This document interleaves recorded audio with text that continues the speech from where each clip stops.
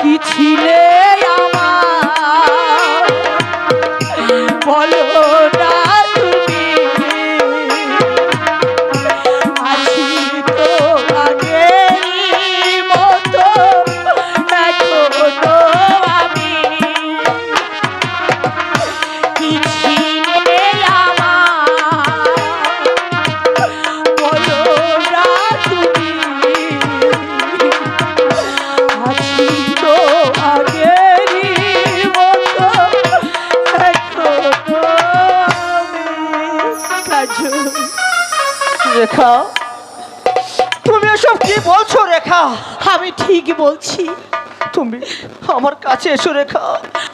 আমার যে বড্ড ভয় হচ্ছে, আমার মনে হচ্ছে একটা জমাট অন্ধকারের সামনে নেমে আসছে, সেই অন্ধকারে হয়তো আমি তোমাকে হারিয়ে ফেলবো কাজল, হারিয়ে ফেলবো। না রেখা না, এই তোমার কল্পনা ভুল রেখা।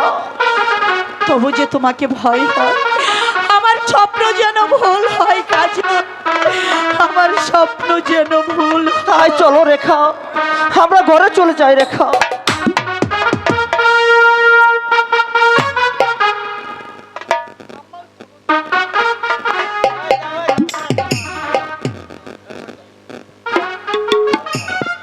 হ্যালো, না না, আমি যে আর পারছি না,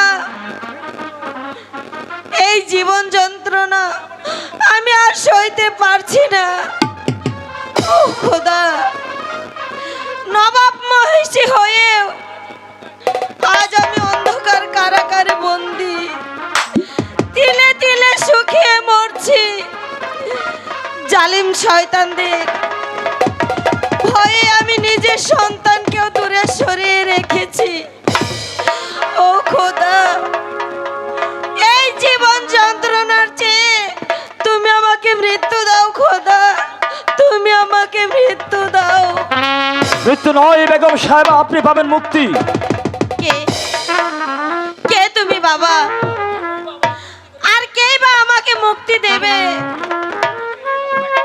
আমি আপনাকে মুক্তি করে নিয়ে যাব বেগম সাহেবা। তুমি আমাকে মুক্তি করে নিয়ে যাবে? তাহলে আমার মতো তোমাকেও কারাগারে বন্দি থাকতে হবে। শাস্তির বয়ে আমি কর্তব্যের অবহেলা করতে পারি না। আমি জান, যতক্ষণ বেঁচে থাকবো ততক্ষণ পর্যন্ত আমার কর্তব্য কাজ আমি করেই যাব। যতক্ষণ পর্যন্ত আমি বেঁচে থাকবো ততক্ষণ পর্যন্ত আমি আমার কর্তব্য পালন করে যাব। আমি জান, চলুন আমি আপনাকে মুক্ত করে নিয়ে যাব। তুমি কি পারবে বাবা শত বাধা ডিঙিয়ে এই কারাগার থেকে আমাকে মুক্তি করে নিয়ে যেতে? পারবো আমি জান, পারবো। আপনার দোয়া মাথায় রেখে ওই আল্লাহকে ভরসা করে শত বাধা ভেঙে আমি আপনাকে নিয়ে আমার গন্তব্যস্থলে পৌঁছাবো। তাহলে চলো বাবা। তাই চলুন আমি জান, তাই চলুন। তুমি তাকে নিয়ে যেতে পারবে না। ওজির সাহেব, তুই কোন সাহসে তুই আমার কারাগারে প্রবেশ করেছিস? মানুষের অধিকারে